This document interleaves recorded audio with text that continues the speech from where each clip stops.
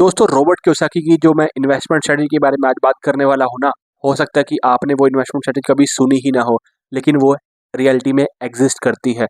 दोस्तों Robert Kiyosaki ने अपनी रिच डैड पुअर डैड के अंदर सारी इन्वेस्टमेंट स्ट्रेटजी के बारे में क्लियरली मेंशन किया है। उस बुक का एक फेमस कोट ये है कि जो रिच इंसान होता है ना, वो पहले पैसा अपना इन्वेस्ट करता है और उसके बाद जो पैसा बचता है उसको स्पेंड करता है। लेकिन पुअर इंसान के केस में ये अपोजिट होता है। पुअर पहले पैसे खर्च करेगा और जो बच जाएगा उसको इन्वेस्ट करेगा। दोस्तों इसमें डिफरेंट डिफरेंट पॉइंट्स के बारे में मैंने बात करी है। तो पहला पॉइंट आता है जो रॉबर्ट कियोसाकी बोलते हैं कि आपको किन चीज़ों के अंदर इन्वेस्ट नहीं करना चाहिए। तो उसमें उन्होंने बोला है कि आपको ऐसी चीज़ों में इन्वेस्ट नहीं करना चाहिए जो सरकार या कोई थर्ड एजेंसी प्रिंट कर सकती है। यहाँ पर उन्होंने करेंसी का रेफरेंस दिया है, because currency with the period of time अपनी वैल्यू लूज करती है। जैसा कि हमने देखा डीमोनेटाइजेशन के टाइम पे 2016 के अंदर इंडिया के अंदर 500 और 1000 के नोट बंद हो गए थे, तो करेंसी ने अपनी वैल्यू खो दी थी।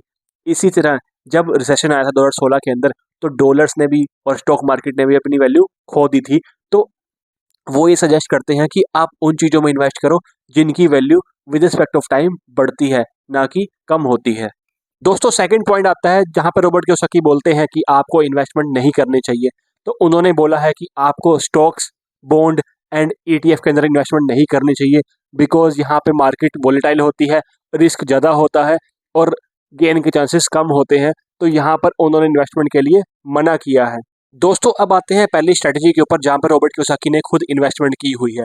तो पहला ऑप्शन आता है गोल्ड माइंस। उन्होंने गोल्ड माइन परचेज कर रखी हैं, वहाँ से वो पैसा कमाते हैं। इसके अलावा उन्होंने ऑयल वेल्स खरीद रखे हैं जहाँ से उनका वेल्थ में इजाफा होता है। लेकिन अब क्वेश्चन आता है कि हमारे पास तो इतना पैसा है नहीं, तो हम क्या करें।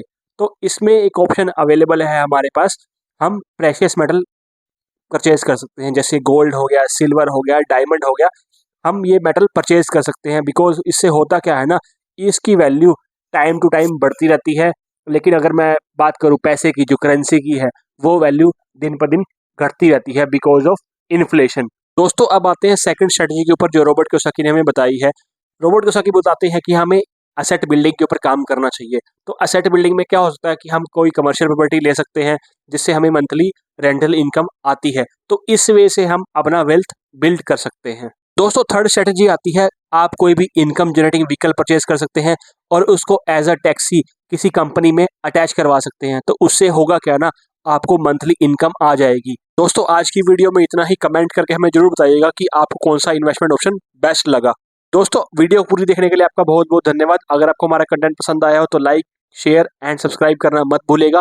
मिलते हैं आपसे नेक्स्ट वीडियो के अंदर, तब तक के लिए बाय बाय।